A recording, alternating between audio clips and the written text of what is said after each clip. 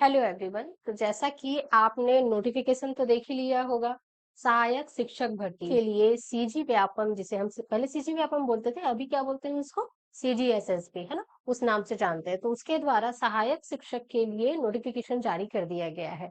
अभी वर्ग 2 और वर्ग 1 के लिए जारी नहीं किया गया है, कुछ समय बाद वो भी हमको देखने को मिल जाएगा। तो हम आज क्या करेंगे, सहायक शिक्षक में क्या सिलेबस है उसका, उसको यहाँ पर डिस्कस करेंगे। क्या क्या चीजें इसमें नई जोड़ी गई है, जैसे कि गणित। गणित में आपका बहुत चेंजेस किया गया है ना। हिंदी में, अंग्रेजी में, पेडागोजी में, वो सब तो है, पहले से ही है जो चीजें थी। पर्यावरण अध्ययन वो भी वैसे ही दिखाई दे रहा है जैसे पुराना हमारा सिलेबस था, उसी तरीके से दिखाई दे रहा है। लेकिन गणित में कुछ कापरेकर संख्याएं हैं, पैटर्न्स हैं,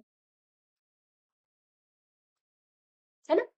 ये सारी चीजें आपकी नई जोड़ी गई है। तो इन सब के बारे में हम अभी जब फुल डिस्कशन करेंगे उसमें करेंगे, ठीक है। पहले देखते हैं कि हमारा जो 100 अंकों का एग्जाम होने वाला है, उन 100 अंकों को किस तरीके से डिवाइड किया गया है। तो इन सभी 100 अंकों को ये पूरा डिवाइड करता है 3 भाग में, है ना। आपका 3 भाग, मुख्य भाग जो आपका भाग ए है, पहला भाग है, उसमें 4 सब्जेक्ट्स हैं हमारे। 4 सब्जेक्ट कहने के बजाय उनको कहेंगे कि मुख्य सब्जेक्ट है वो, ठीक है ना। कौन कौन सा, हिंदी, इंग्लिश, क्योंकि ये सहायक शिक्षक यानी कि वर्ग 3 प्राइमरी के बच्चों के लिए है। तो उनको लैंग्वेज की बेसिक नॉलेज होनी चाहिए, उनको पर्यावरण सिखाया जाता है। अभी आप देख रहे होंगे पहली से लेकर के 5वीं तक कुछ प्राइवेट स्कूल के टीचर होंगे, कुछ और ऐसी पढ़ा रहे होंगे, या अपनी तैयारी में भी आप देख रहे होंगे कि उन पहली से लेकर के 5वीं तक के जो बच्चे होते हैं ना, उनका जो मुख्य विषय रहता है ये यही 4 रहता है। इसके अलावा उनके और कोई पेपर नहीं होते, यही 4 सब्जेक्ट्स होते हैं। पहली, दूसरी, तीसरी में आपको ये जो हिंदी, अंग्रेजी और गणित यही दिखाया जाता है। चौथी और 5वीं में फिर उनको पर्यावरण का अध्ययन कराया जाता है, ठीक है ना। तो ये मेन सब्जेक्ट्स हैं आपके, जो 4 सब्जेक्ट है वो, है ना।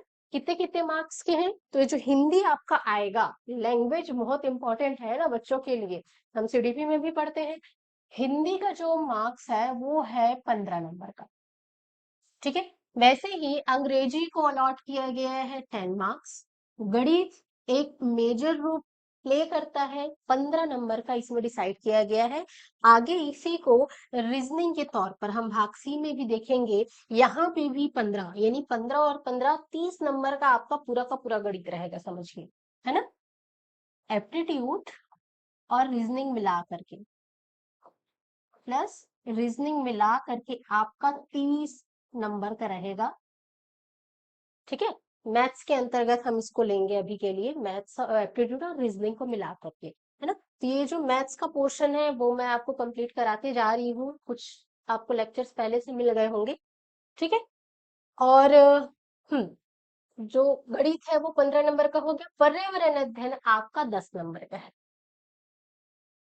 ठीक।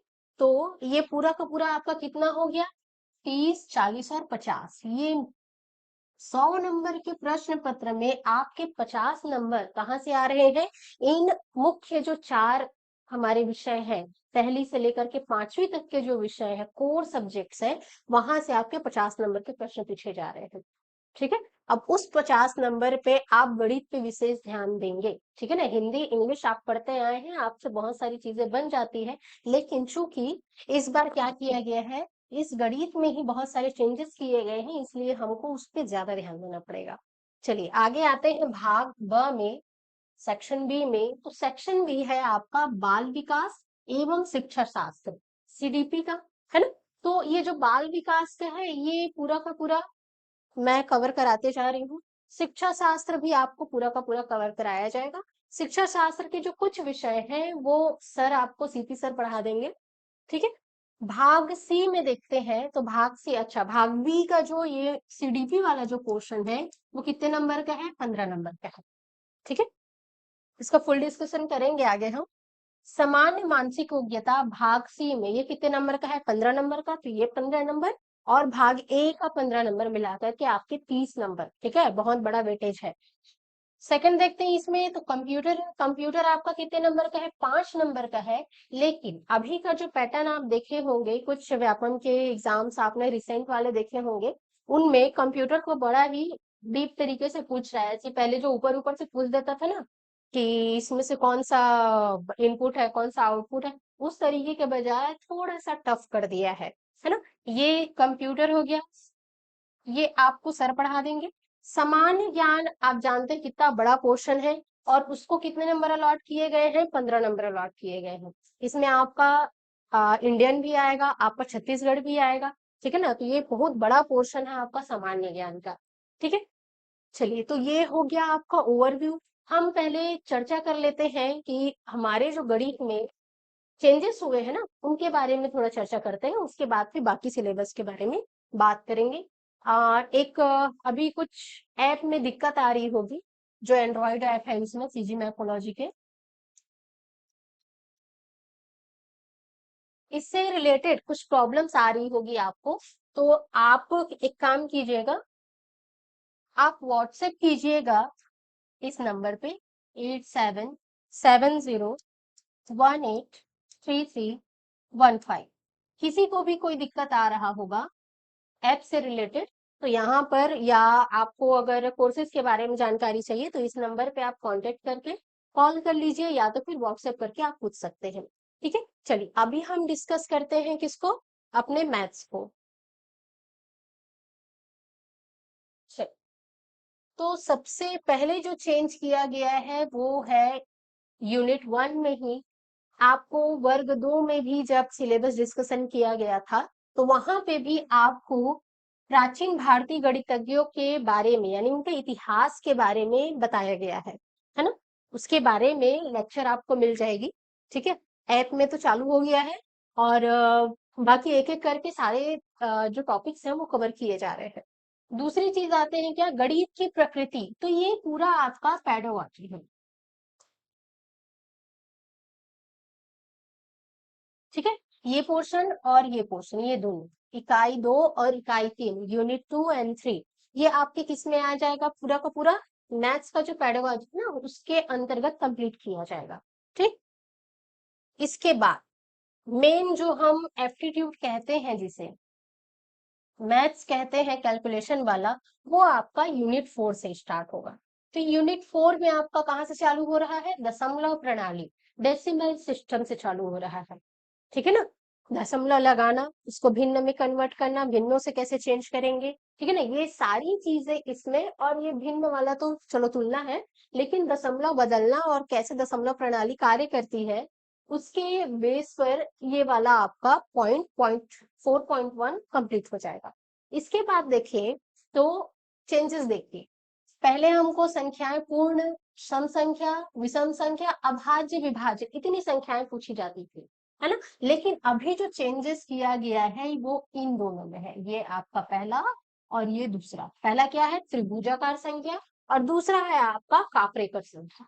ठीक है ना, तो विशेष रूप से, क्योंकि ये पहले से चर्चा में नहीं है, पहले के आपके सिलेबस में डिस्कशन नहीं किया गया है, पहले आप जो पुराने सिलेबस से तैयारी कर रहे होंगे, तो ये चीजें आपकी छूट गई होंगी। ठीक है ना, तो अभी हम क्या करेंगे, इन पर विशेष ध्यान देते हुए इनको कंप्लीट करेंगे। बहुत इजी है, ज्यादा सोचने का जरूरत नहीं पड़ेगा। जो हम रीजनिंग में यूज करते हैं ना, वैसे ही टेक्निक्स यूज करके हम त्रिभुजाकार और कापरेकर संख्या को पढ़ेंगे और उनको सॉल्व करेंगे। ठीक है, चलिए आगे देखते हैं। हमारा 4.3 में दिया गया है भिन्न। तो भिन्न के अंतर्गत क्या क्या पढ़ेंगे? उनकी आपस में तुलना, कैसे कैसे नियम है जिनको हम दशमलव को साधारण भिन्न में, ठीक है ना, दशमलव भिन्न को किस में बदल सकते हैं? साधारण भिन्न में बदल सकते हैं, वाइस वर्सा भी करेंगे। ठीक है, भिन्न से रिलेटेड कुछ प्रश्न भी बनते हैं। भिन्न का बहुत यूज है आगे, ठीक है ना। सिलेबस जो डिजाइन किया जाता है वो उसी तरीके से डिजाइन किया जाता है कि जो आगे आने वाली चीजें हैं उनमें आपकी पुरानी चीजें यूज हो। जैसे कि पूर्ण संख्या, सम विषम संख्या, इनके बारे में अगर आपको नॉलेज नहीं होगा, तो आप बाकी ये वर्गमूल निकालना, उनका क्या करेंगे, उसमें महत्तम समापवर्तक, ये सब निकालना आपके लिए डिफिकल्ट हो जाएगा। ठीक है, चलिए, तो ये भिन्न के बारे में हो गया। 4.4 में क्या दिया है आपको? सरलीकरण, ठीक है, और बोर्ड मास। तो इसमें कैसे टाइप के क्वेश्चन किए जाते हैं? 2 + 2 ×2 -2 इस तरीके से आपको दिया जाता है और इसको सरल करना है ना। ये तो बहुत इजी दिया है। इससे लंबे लंबे प्रश्न दिए जाते हैं, मैंने तो 2 के साथ बनाया है उसको, है ना। आपको बड़ी संख्याओं के साथ, 1000 वाली 1798 ऐसी संख्याओं के साथ भी दिया जाता है, जिनको बोर्ड मास रूल लगा करके आसानी से हल किया जा सकता है। चलिए आगे देखते हैं क्या, वर्गमूल निकालना और उसको निकालने की विभिन्न विधियां होती है।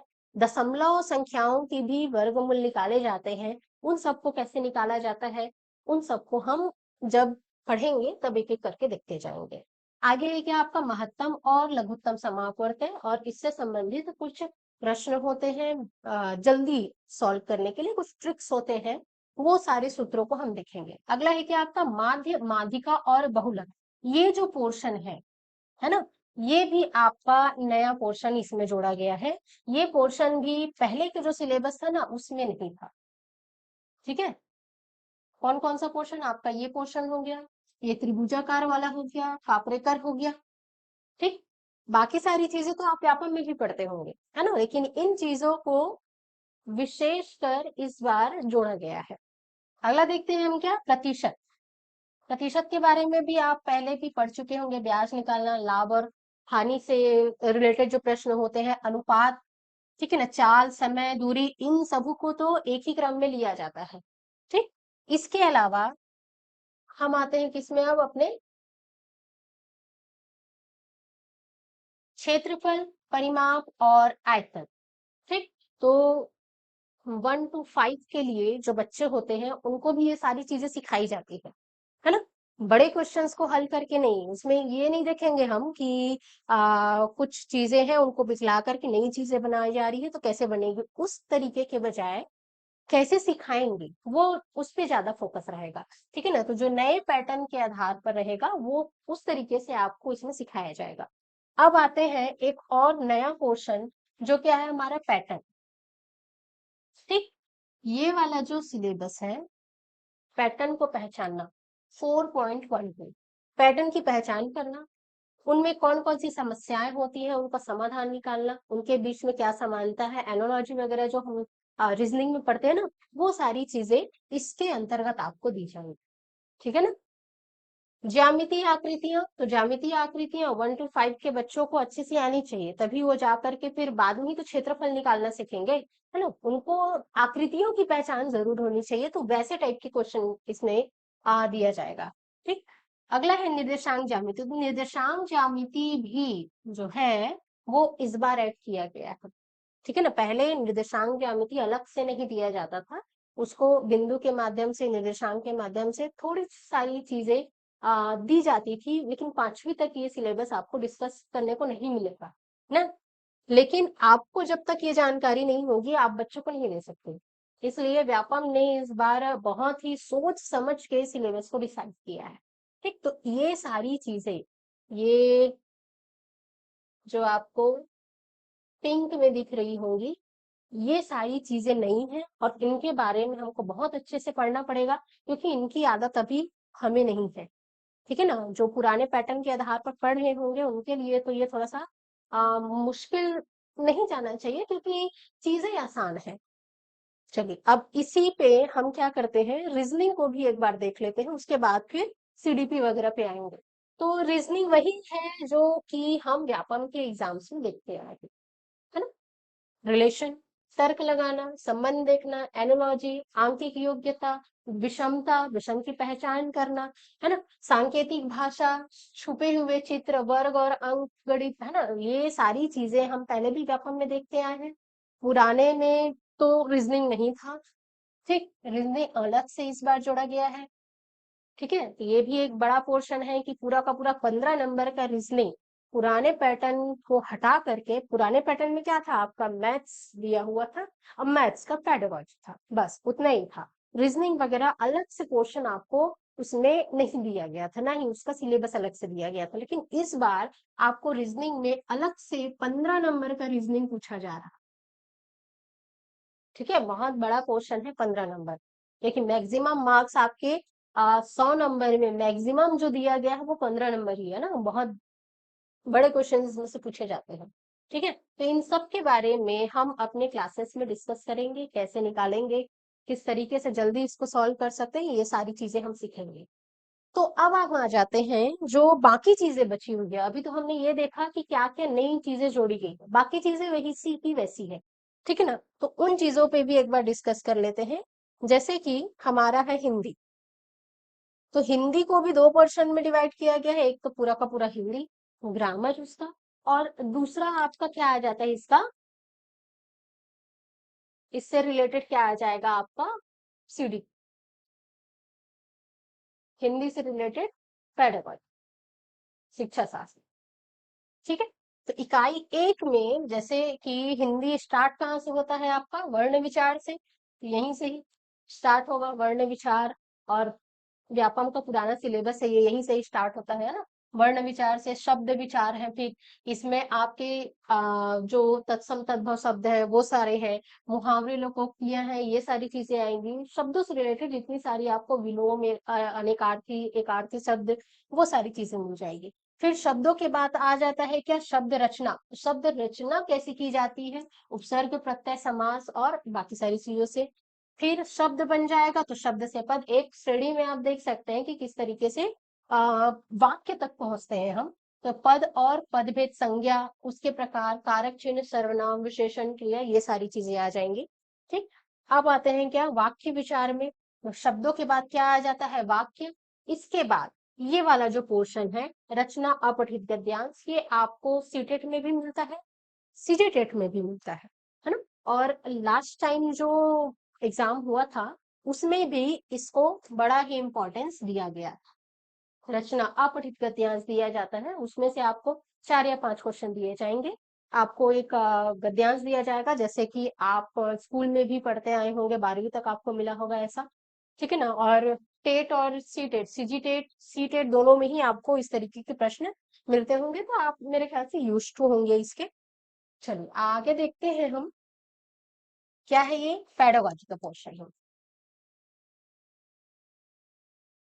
बच्चों की भाषाई विकास की प्रक्रिया। तो इसमें विकास के, भाषा विकास के कौन कौन से चरण हैं, भाषा बच्चे कैसे सीखेंगे, है ना। और सीखने की प्रक्रिया के क्या क्या गुण होने चाहिए जिससे बच्चा आसानी से सीख सकता है।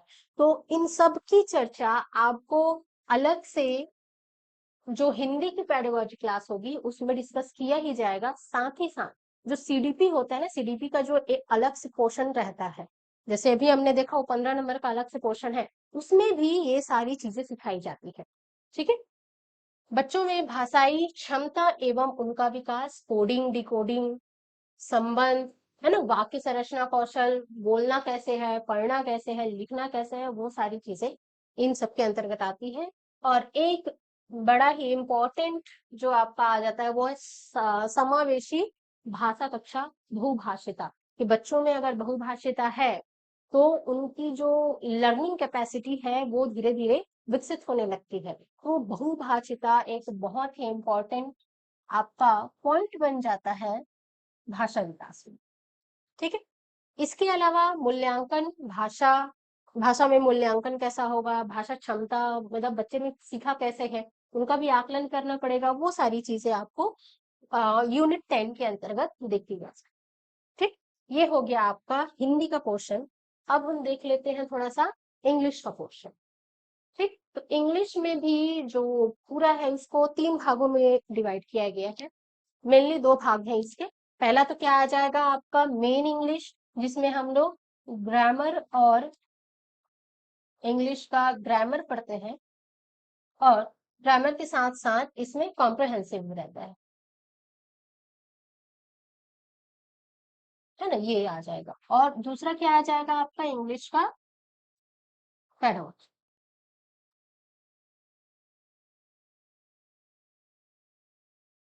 ठीक है। तो इसके अंतर्गत, इन 2 पोर्शन के अंतर्गत मेनली आपका डिवाइड किया गया है।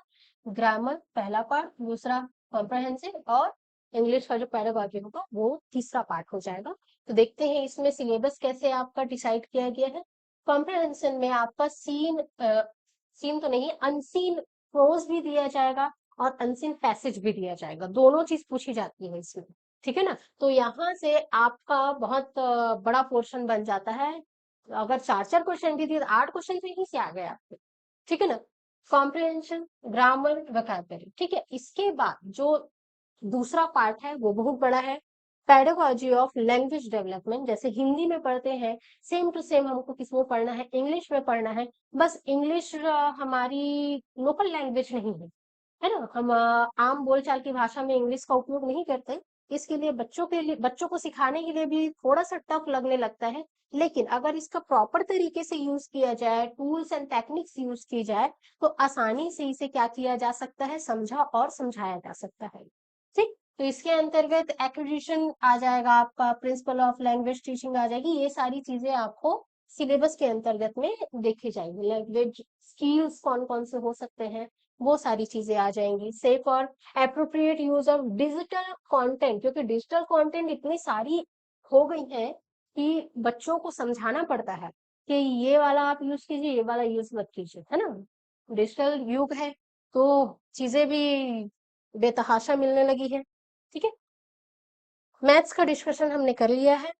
ध्यान रखिएगा, मैथ्स में बहुत सारे चेंजेस है और उन चेंजेस को भी हमको पढ़ना है। ठीक है।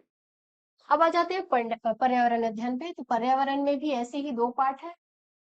पर्यावरण मेन मुख्य पर्यावरण, जिसमें इसके सारे बेसिक कॉन्सेप्ट्स होते हैं वो सारे आ जाएगा। और इसमें क्या आ जाएगा, इसका शिक्षा शास्त्र। पर्यावरण को कैसे सिखाएंगे, कैसे सीखेंगे, कैसे बच्चे जानेंगे, वो सारी चीजें इसके अंतर्गत आ जाए। ठीक है। तो पर्यावरण की समझ, ये आपका इकाई 1 हो गया। पर्यावरण के बारे में बच्चे परिवेश के बारे में, और जो विश्लेषण है, संश्लेषण है, अवलोकन, ये विधियां है ना अलग अलग, समस्या समाधान, ये सब क्या है, बच्चों को समझाने के लिए है। ठीक है ना। पर्यावरण का अध्ययन क्यों पढ़ाए बच्चों को, जानकारी क्यों आवश्यक है, क्योंकि पर्यावरण जब तक बच्चे नहीं समझे रहेंगे, आगे जाकर वो साइंस को भी नहीं समझ पाएंगे। ठीक है ना। फिजिक्स, केमिस्ट्री, बायोलॉजी, ये 3 चीजें साइंस के अंतर्गत आती है। मैथ्स को अगर छोड़ दिया जाए, मैथ्स भी साइंस है, लेकिन हम बेसिकली बायो को ही समझते हैं ना, फिजिक्स, केमिस्ट्री और बायोलॉजी। तो जब तक पर्यावरण, आसपास का एनवायरमेंट बच्चे नहीं समझ पाएंगे, उन चीजों को समझना उनके लिए मुश्किल हो जाता है। दूसरा जो बड़ा पोर्शन है वो क्या आ जाता है आपका, पर्यावरण अध्ययन का शिक्षण शास्त्र। कैसे सिखाएंगे, कैसे चित्र से कैसे समझाएंगे, उनको चित्रों को कैसे समझाएंगे, है ना। चित्र को पढ़ना भी आना चाहिए उनको, कैसे पढ़ेंगे, चीजों, इतनी सारी चीजें हैं, उनको समराइज करके एक डायग्राम के फॉर्म में कैसे बनाया जाएगा, वो सब आपके किसके अंतर्गत आ जाता है, पर्यावरण अध्ययन के अंतर्गत आ जाता है। ठीक है। इसमें कक्षा कक्ष कुछ गतिविधियां होती है, जैसे कि आयोजन, संगठन, प्रयोग करवाना, सर्वे करवाना, प्रोजेक्ट करवाना, और विजिट करवाना, कहीं कहीं का घुमा के ले आए ताकि आसपास की चीजें, क्योंकि देखने से, सुनने से, बोलने से, ये 3 चीजों से बच्चा सीखता है। तो ये सारी चीजें आपकी आवश्यक हो जाती है। परिवार एवं संबंध, ये इसका मोस्ट इंपॉर्टेंट टॉपिक है। पिछले बार भी कई प्रश्न इससे आपके पूछे गए थे पर्यावरण में। ठीक। स्वास्थ्य एवं सुरक्षा, तो ये तो पर्यावरण के अलावा जो व्यापम के दूसरे है ना, और ये पारिस्थितिकी तंत्र, तो स्वास्थ्य एवं सुरक्षा और पारिस्थितिकी तंत्र, इससे तो व्यापम से भी क्वेश्चन पूछे जाते हैं, है ना। व्यापम में भी इस प्रकार के प्रश्न पूछे जाते हैं। संस्कृति और उनकी परंपराओं से भी पूछा जाता है। ठीक है ना। तो अगर कोई सीजी व्यापम का पहले भी तैयारी कर रहा हो या पीएससी की तैयारी कर रहा हो, तो उसकी ये पोर्शन बहुत अच्छे से रेडी पहले ही हो चुके होंगे, है ना? बहुत ज्यादा डिफिकल्ट नहीं है, आसान तरीके से सारी चीजों को हम सीखते जाएंगे। अब आते हैं बाल विकास एवं शिक्षा शास्त्र। इसके अंतर्गत क्या क्या सीखेंगे हम, तो बच्चे का विकास, सबसे पहले तो इसी के बारे में हमको जानकारी होनी चाहिए, है ना। तो विकास की जो अवधारणा है और उसको सीखने के संबंध में कौन कौन से सिद्धांत है, जैसे कि सबसे फेमस है आपका क्या, जीन पियाजे का सिद्धांत, थॉर्नडाइक का सिद्धांत, कोलबर्ग का सिद्धांत। ये सारे जो सिद्धांत है वो बच्चे के विकास से रिलेटेड, उनको सिखाने से रिलेटेड है ना। बच्चे का विकास कैसे होता है, जीन पियाजे ने बहुत अच्छे तरीके से उसको समझाया है। बच्चे के विकास में वंशानुक्रम और वातावरण का क्या प्रभाव पड़ता है, अलग अलग प्रभाव पड़ेगा कि समेकित रूप से प्रभाव पड़ेगा, ये सारी चीजें आप पहले भी सीडीपी में पढ़ चुके होंगे। जो नए हैं, जिन्होंने अभी, अगर आप ये एग्जाम दे रहे हैं, यानी कि आपका या तो सीजीटेट क्लियर है या तो सीटेट क्लियर है, कोई बच्चे होंगे जिनका दोनों क्लियर है। तो आपने ये सारी चीजें पहले भी पढ़ी होंगी, डीएड करके आप आए हुए हैं, है ना? तो इन सारी चीजों से अवगत होंगे। लेकिन व्यापम में कैसे प्रश्न पूछा जाएगा, आपको एग्जाम में कैसा प्रश्न पूछा जाएगा, वो हम यहाँ पर डिस्कस करेंगे, है ना? चीजें आप थ्योरी पहले भी पढ़ चुके हैं, लेकिन अभी उन थ्योरी को क्या करना है, प्रश्नों को कैसे सॉल्व करना है, वो सीखेंगे हम। फिर आपका आ जाएगा बुद्धि से संबंधित, बुद्धि आयाम, है ना, बहुबुद्धि आयाम, भाषा और विचार, सीखने वाले के माध्यम, मध्य व्यक्तिक भिन्नता, भाषाई भिन्नता, कौन कौन सी भिन्नताएं होती है, उन सब के बारे में एक एक करके डिस्कस करते जाएंगे जब हमारी क्लास इसकी कंटिन्यू होती जाएगी। बहुत सारी क्लासेस आपकी विकास की अवधारणा में, जीन पियाजे की क्लास हो जाए, कोलबर्ग की क्लास हो गई, ये आपको प्रोवाइड किया जा चुका है। अगर आपने नहीं देखा है तो एक बार उसको जरूर देखिएगा, आपको चीजें समझ में आएगी कि किस तरीके से पढ़ने वाले हैं, है ना? यूट्यूब पे अवेलेबल है बहुत सारी चीज। चलो आते हैं अपने यूनिट 2 पे। तो समावेशी शिक्षा की अवधारणा एवं विशिष्ट आवश्यकता वाले बच्चों को समझाना। यहाँ पे देखिएगा, ये विकास वाला जो चैप्टर है ना, ये बहुत ही इंपॉर्टेंट है, बहुत सारे प्रश्न पूछे जाते हैं। पिछले बार ही आपको अलग अलग सेट में कई प्रश्न पूछे गए थे, टेट में भी इसके 4 प्रश्न 5 प्रश्न एक ही टॉपिक विकास से बस पूछ दिया जाता है। तो सोच सकते हैं 15 नंबर में 4 5 एक ही टॉपिक से पूछा जा रहा है, तो कितना बड़ा वेटेज होगा उसका। समावेशी शिक्षा, ये भी आपका बहुत इंपॉर्टेंट हो जाता है, ठीक है ना? समावेशी सबको लेकर के चलना है, तो कैसे लेकर के चलेंगे, उन सारी चीजों के बारे में इसके अंतर्गत दिखाया जाता है। मुख्य जो फोकस रहता है वो क्या रहता है कि सभी बच्चों को शिक्षा प्राप्त होनी चाहिए, ठीक है ना? तो ये जो समावेशी शिक्षा की जो अवधारणा है, वो इसी को लेकर के बनाई गई है। सीखना और शिक्षा शास्त्र, तो ये लैंग्वेज से लेकर के मैथ्स हो गया, साइंस हो गया, इन सभी पर ये विधियां काम आती है। सीखना कैसे है, शिक्षा शास्त्र उस पर कैसे अप्लाई किया जाएगा, वो सारी चीजें आपको इसके अंतर्गत बताया जाएगा। कौन कौन सी समस्याएं आती है, उन समस्याओं का समाधान कैसे किया जाएगा, ठीक है ना? तो बच्चों को कैसे सिखाया जाएगा, वो सारी चीजें इसके अंतर्गत आपको मिलेगी। यह है आपका कौन सा, इकाई नंबर 3। किसके अंतर्गत पढ़ रहे हैं हम, बाल विकास एवं शिक्षा शास्त्र के अंतर्गत। तो ये जो 3 पोर्शन आपके दिए गए हैं, है ना, 15 नंबर है, तो हो सकता है कि 5 5 5 इस तरीके से इसको डिवाइड कर देगा। 5 नंबर इसमें से, 5 नंबर समावेशी शिक्षा से, 5 नंबर सीखना और शिक्षा शास्त्र, लर्निंग और पैडागॉजी से, ठीक है ना? ये हो गया आपका कौन सा, सीडीपी का क्या क्या क्वेश्चन आ सकता है लगभग, ठीक है?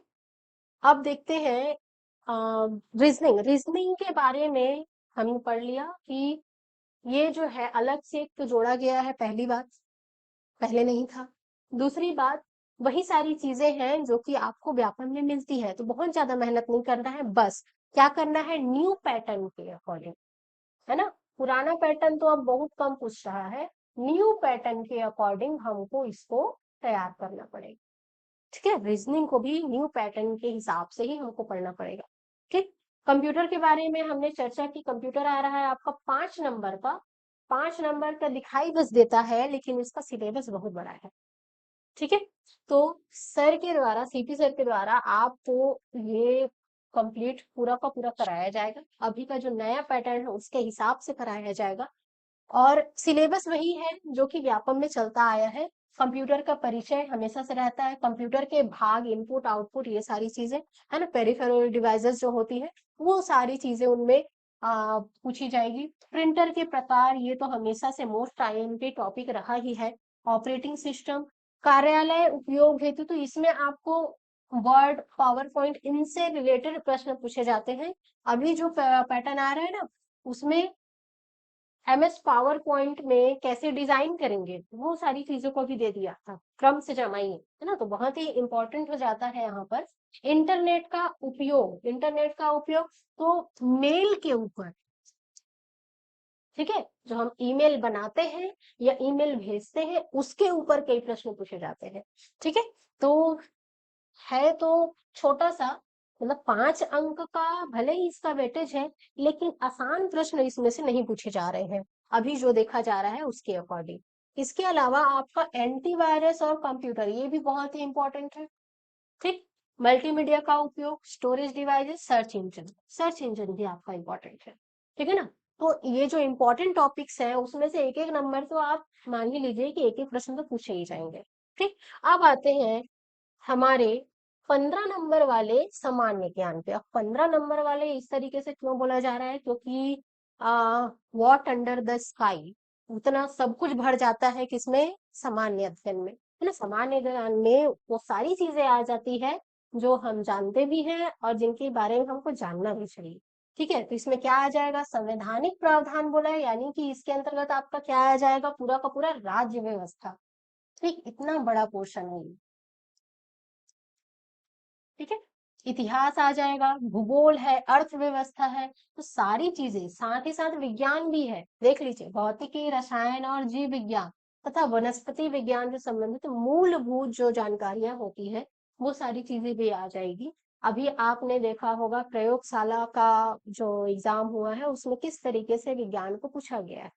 ठीक है, तो आप अगर सहायक शिक्षक के लिए तैयारी कर रहे हैं तो आपका 12वीं तक का साइंस तो अच्छा होना चाहिए।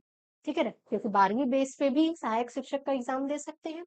इसके अलावा छत्तीसगढ़, ये तो इंडियन वाला पूरा हो गया, इतना इंडियन हो गया, ये तो यूनिवर्सल है ना, इसमें छत्तीसगढ़ इंडिया कुछ नहीं लगता है।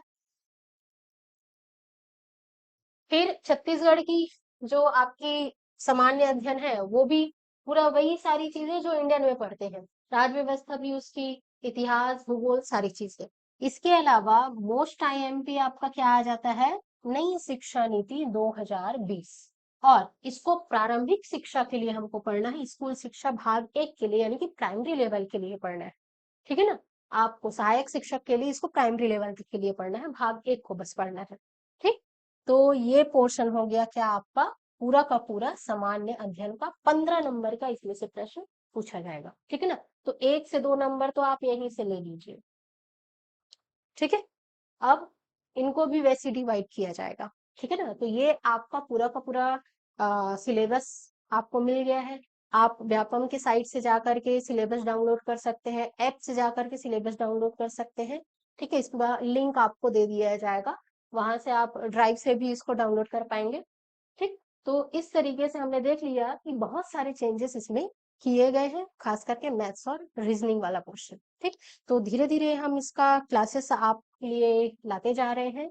ऐप में इसका फुल कोर्स पहले से आपको प्रोवाइड किया जा रहा है, तो ऐप से रिलेटेड आपको जो भी दिक्कत, किसी को अभी दिक्कत आ रही होगी, मेंटेनेंस का काम चल रहा है वहां, तो दिक्कत के लिए भी, और जिनको जानकारी चाहिए कोर्स से रिलेटेड, तो उसके लिए भी आप इस नंबर पर कांटेक्ट कर सकते हैं। ठीक है, मिलते हैं फिर क्लासेस के साथ में, तब तक प्रैक्टिस करते रहिए।